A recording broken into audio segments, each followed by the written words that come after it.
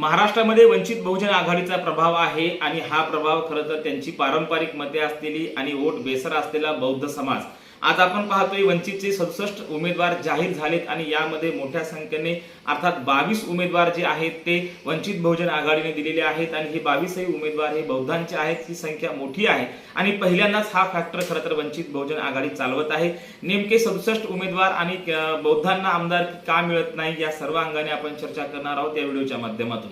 नमस्कार, मी doctor Nagraj Magare, Shabdayoddha live मध्ये आपल्या सर्वांचं मनपूर्वक स्वागत। एकूण 4 याद्या वंचित बहुजन आघाडीने जाहीर केलेल्या आहेत आणि या 4 याद्यांमध्ये आपण पाहतोय अगदी सर्व समावेशक आहे, सर्व समाज आहेत, तृतीय पंथीयांपासून ते भटक्यांपर्यंत सर्व समुदायाला वंचित बहुजन आघाडीने उमेदवारी दिलेली आहे। परंतु आपण पाहतोय मध्यंतरी बौद्ध संवाद मेळावे बाळासाहेब आंबेडकरांनी घेतले। कारण बौद्ध संवाद मेळावे यासाठी का घ्यावे लागले तर आपल्या लक्षात येते की महाराष्ट्रामध्ये जो बेस वोटर आहे वंचित बहुजन आघाडीचा तो स्वाभाविक बौद्ध मतदार आहे आणि बौद्ध मतदार असल्या कारणाने त्यांच्या नाराज्या दूर करण्यासाठी त्यांना खऱ्या अर्थाने राजकीय प्रवाहात आणण्यासाठी बाळासाहेब आंबेडकरांनी सर्वाधिक बौद्ध उमेदवार दिल्याचे देखील आपल्याला दिसून येते। परंतु दुसरीकडे मात्र एक भूमिका कायम लक्षात घेतली पाहिजे की वंचित बहुजन आघाडीने भटक्या विमुक्त समाजातील असतील, भटक्या असतील, ओबीसी असतील, आदिवासी असतील आणि खरं तर ज्या समुदायाला कोणी विचारत नाही अशा समुदायाला देखील उमेदवारी दिलेली आहे।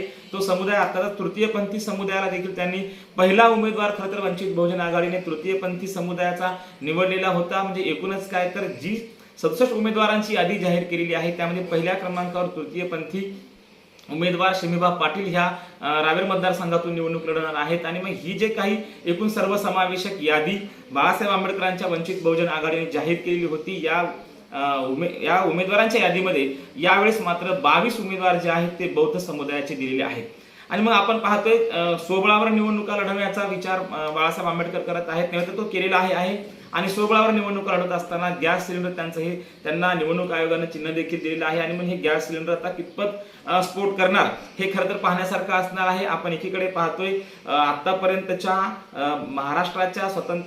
महाराष्ट्राच्या निर्मितीच्या नंतरच्या निवडणुका असतील किंवा भारताच्या स्वातंत्र्याच्या नंतरच्या काही निवडणुका असतील, ज्या काही निवडणुका महाराष्ट्रात होऊन गेल्या विधानसभेच्या, त्या विधानसभेच्या निवडणुकीमध्ये बौद्धांच्या हातामध्ये फारसं काही पडलेलं दिसून येत नाही ना। या महाराष्ट्रामध्ये मोठ्या संख्येने असून सुद्धा आतापर्यंत मुख्यमंत्री पदावरही या समुदायाला जाता आलं नाही आणि एकूणच काय तर बौद्ध आमदारही लोकांना नको असतो। नव्हे तर बौद्धांचं राजकारण खरं तर बऱ्याच वेळा इथं खटकणारं असतं, त्यांना सोबत न घेणार राजकारण असतं। परंतु वंचित बहुजन आघाडीच्या माध्यमातून बाळासाहेब आंबेडकरांनी चालवलेला जो प्रयोग आहे, त्यांनी केलेला सोशल इंजिनिअरिंगचा जो फॉर्म्युला आहे तो यशस्वी होतो काय तर पाहण्यासारखं असणार आहे। परंतु आज आपण पाहतोय 4 याद्या प्रसिद्ध झालेल्या आहेत आणि खरं तर याच्यामध्ये स्वतंत्र असलेली मुस्लिम यादी देखील त्यांनी दिलेली आहे आणि सर्व समावेशक यादी दिल्यानंतर सुद्धा मागच्या निवडणुकीमध्ये आपण पाहतो एमआयएम असेल, ओबीसी असेल या समुदायाला एकत्र घेऊन त्यांनी निवडणूक लढवल्या, परंतु फारसं यश आलेलं नाही आणि मुस्लिम मतदार जो आहे तो वंचित बहुजन आघाडीकडे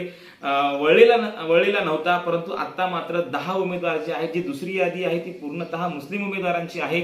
एकूणच काय तर जात समुदायाचं राजकारण न करता सर्वसमावेशक राजकारण व्हावं म्हणून सर्व जात समुदायाला उमेदवारी देण्याचं काम बाळासाहेब आंबेडकरांनी केलंय आणि त्याच्यामध्ये 67 उमेदवारांमध्ये 22 उमेदवार हे बौद्ध आहेत। त्यामुळे बौद्धांची पारंपरिक मते आपल्याकडची डायव्हर्ट होऊ नयेत, कारण मागच्या 2 निवडणुकीमध्ये आपण पाहतोय मतांचा टक्का हा वंचित बहुजन आघाडीचा कमी झालेला होता। तो फटका पुन्हा बसू नये, जो लोकसभेला बसला तो फटका आता बसू नये म्हणून बाळासाहेब आंबेडकर ही काळजी घेत आहेत। म्हणून आज बौद्ध, ओबीसी आणि आदिवासी समुदायाला सोबत घेऊन या निवडणुकीला ते पुढे जाणार आहेत। 260 जागा लढवण्याचा विचार खरं तर वंचित बहुजन आघाडीचा दिसून होते आणि मग 260 या मतदारसंघामध्ये ते किती मते घेणार आहेत आणि पुन्हा जनाधार ते मिळवणार आहेत का, कारण लोकसभेला जनाधार गमावलेला होता, तो पुन्हा एकदा बाळासाहेब आंबेडकरच्या पाठीशी उभा राहणार आहे का ते खरं तर पाहण्यासारखं असणार आहे। कारण लोकसभेची निवडणूक फार मोठी असते, विधानसभेची निवडणूक ही त्या तुलनेने फार कमी असते आणि उमेदवाराला खरं तर लोकांपर्यंत जाण्यासाठी एक संधी पण असते, संपर्क करता येतो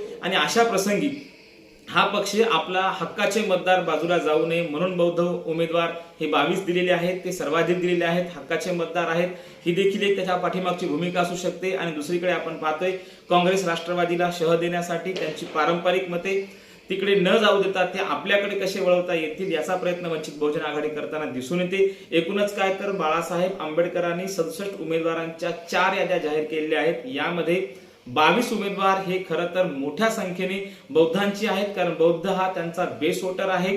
हा समुदाय आपल्यापासून दूर जाऊ नये ही देखील काळजी वंचित बहुजन आघाडी घेत आहे. एकूणच काय तर सर्वसमावेशक यादी असलेला एकमेव पक्ष म्हणून वंचित बहुजन आघाडीकडे पाहिलं जात आहे आणि आजच्या घडीला तरी वंचित बहुजन आघाडी हा फॅक्टर खरं तर निर्णायक ठरणार आहे. महाराष्ट्रात कोणाला सत्तेत बसवायचं, कोणाला सत्तेतून खाली खेचायचं हे वंचित बहुजन आघाडी ठरवू शकते, हे देखील नाकारता येत नाही.